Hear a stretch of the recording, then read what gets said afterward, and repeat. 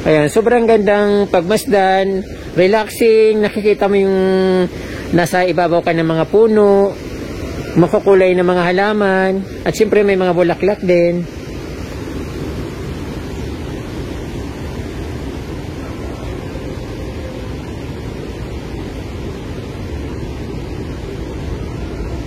Ayan, sobrang ganda dito.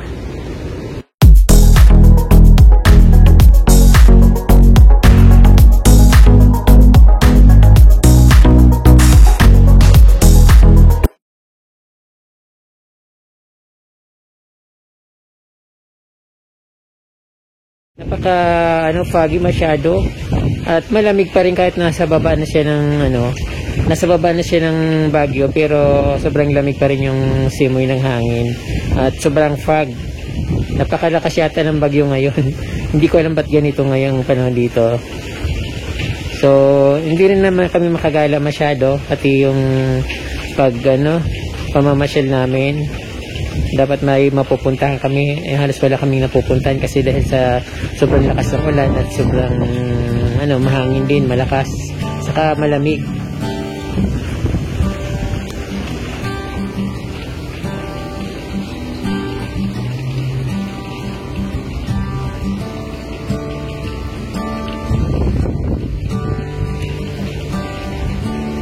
Maganda sanang dito. Pero hindi siya yung pwedeng paliguan kasi yung tubig dito ay parang malabo eh.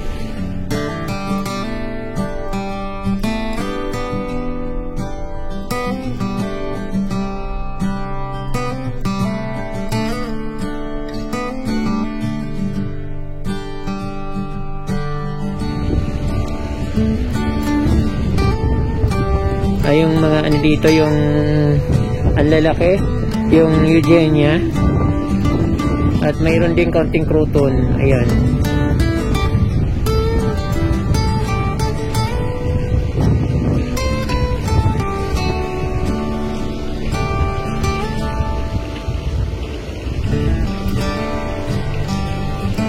Magaganda rin yung halaman dito at yun, yung lush.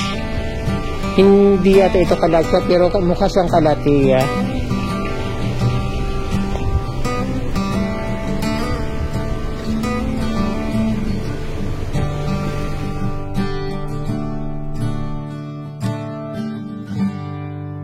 Napakagandang scenery. Tapos yun, nakikita nyo pa punong-puno ng fog. Parang talagang yung sobrang lamig ang dating. Refreshing. Dito naman sa bandang baba, ito nakikita nyo, yung mga makukulay na Hawaiian tea plant. So iba yung Hawaiian tea plant dito sa Baguio, halos magkakapareho. At parang dalawang klase lang nakita ko na tea plant dito or Thai plant. Parang nasa bangin yata ito. Medyo nakakatakot kasi, pero nakikita ko may mga pa rin sa baba, may mga bahay. Ayan, sobrang gandang pagmasdan, relaxing, nakikita mo yung nasa ibabaw ka ng mga puno, makukulay na mga halaman, at siyempre may mga bulaklak din.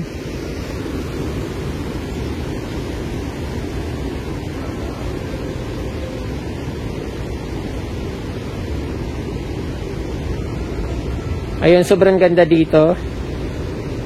Marami pa rin mga bahay sa baba. Punong-puno ng ulap. Ito yung isa sa dream ko na tree. Pero dito lang yata ito nabubuhay sa matataas na lugar. Kasi sa ibang lugar parang wala akong nakikita. Sa Baguio lang ako nakakita ng ganito. Or meron din sa iba siguro kasi hindi naman lahat na lugar na iikot ko. Dito, ayun may nakita kong tea plant na another variety. So, dalawang variety ng tea plant yung nandito, yung nakita ko. Maganda naman kasi, ayun, lapitan natin. Ito. So, maganda siya, kulay pink. At ang lalaki ng mga dahon niya. Ayan. Yung ordinary crouton na nandito, yung madalas natin nakikita. At ito maganda pala dito pa yung bahay na pang binggit. Nakalimutan ko ng anong tawag dito sa bahay na ito. So gusto ko siyang lapitan.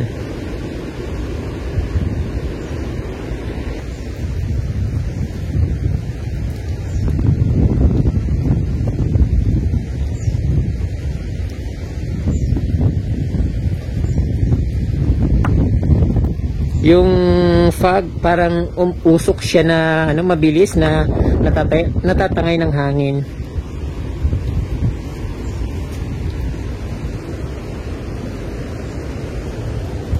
Wow, gusto kong tumira dito. Kalinga House, ito yung nakikita natin sa mga napakaraming turista na pinapakita yung ganito yung bahay. So napakaganda niyang tingnan. At parang sarap-sarap matulog kasi yung naalala ko sa probinsya, yung bahay kasi namin, kahoy din naman yung bahay namin sa probinsya, pero hindi naman ganito. Pero ang sarap matulog kapag lalo yung malamig, nasa gilid-gilid lang ako ng sahig, kasi wala naman kaming kwarto, parang puro sahig lang. Tapos magkakasama kaming nahiga doon sa loob ng bahay namin, so sa sahig na yon. Pero puro tabla yung namin at makintab yung sahig namin. At ito yung hagdan dito. Medyo matarik yung paakyat niya pero maganda naman siya. Ayan, ito yung bahay. Bahay Kalinga. Kalinga, hindi ko alam kung Kalinga or Kalinga. Ayan.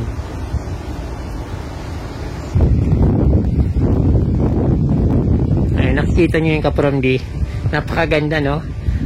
Sobrang lamig.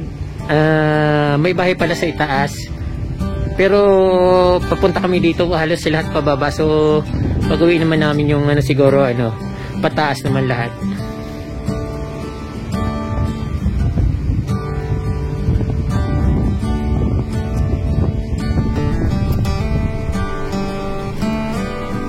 Napakaganda dito, Kapromdi.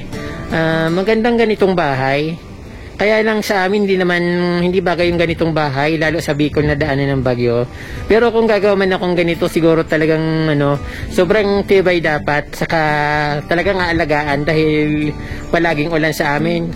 Katulad nito na malakas palagi ang ulan. Pero hindi naman na typical na ganito yung weather sa amin. Siyempre normal lang, yung parang tropical nation. Ayan. Kalinga House or Kalinga. Siyempre, Kapromdi, dito kasi alam niyo naman plantito ako.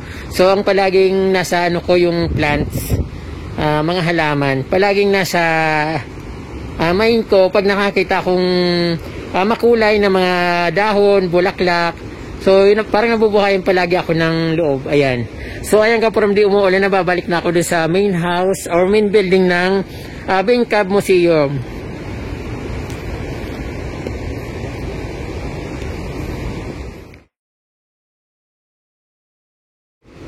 Baha, ilog pala yung nasa ibaba, Kapromdi. Kaya pala narinig ko yung napakalakas na agos ng tubig. Ayun, natatanong ko dito yung mataas sa tubig. Kasi nasa parang bangin yung nasa ibaba nito, kaya yung tubig dito napakalakas. Yung narinig dito sa aking kahit na malayo ako, nasa camera ko narinig siya. Maraming croton sa baba, Kapromdi, pero yung mga mapupula yung dahon, pamilyar naman sa atin yon, so hindi siya rare, pero maganda kasi makukulay. Ayan.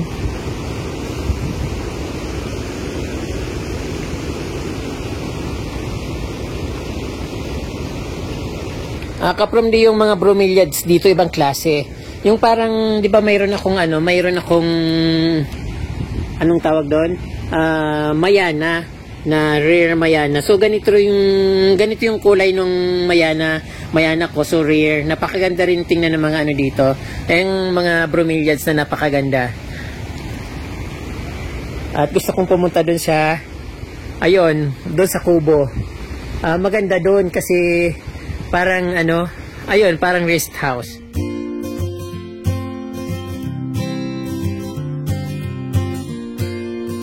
So ayun, Kapromdi, nandito na ako sa greenhouse dito sa gitna ng parang falls. Pero ayun, nakikita naman dito, magandang mag-video talaga dito. So yung tanawin, yung nakikita nyo, napakaganda niya.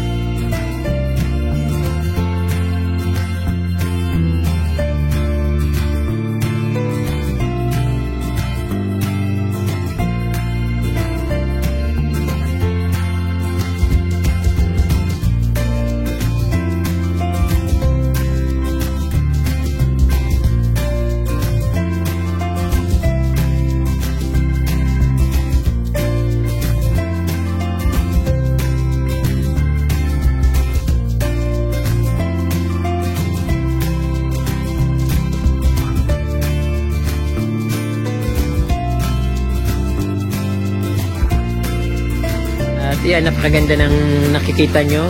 Sobrang gandang tingnan. Ang mga halaman, yung nature, yung mga kahoy na nandun sa kabilang bundok.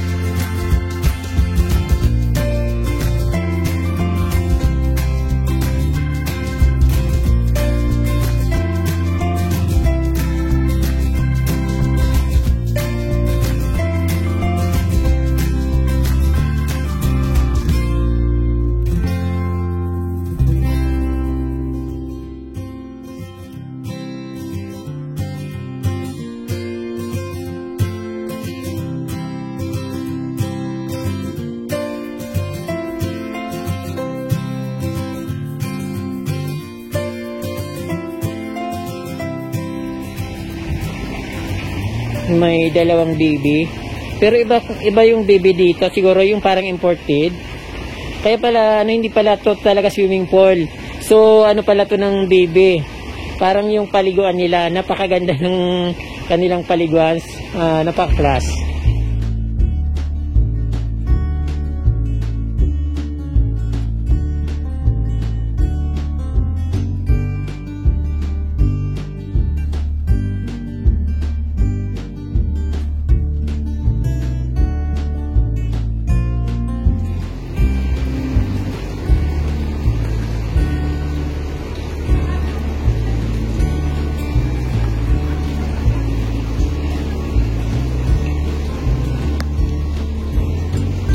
Kaprom hindi malabo yung video ko. Marami lang talagang fog. So, kaya yan nakikita nyo parang napakalabo. Pero actually napakagandang tingnan. Pag napakaganda, parang nag-i-snow ang dating. Parang ibang bansa ba. Tapos ang kukulay pa ng mga halaman nila. At napakaganda.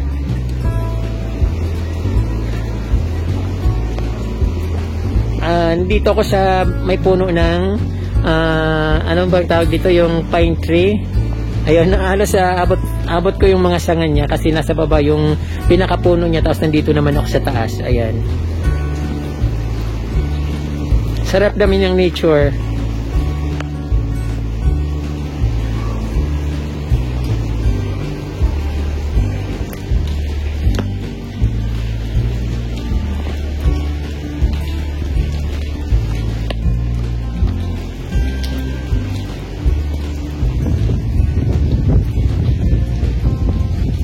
Giant bromeliads.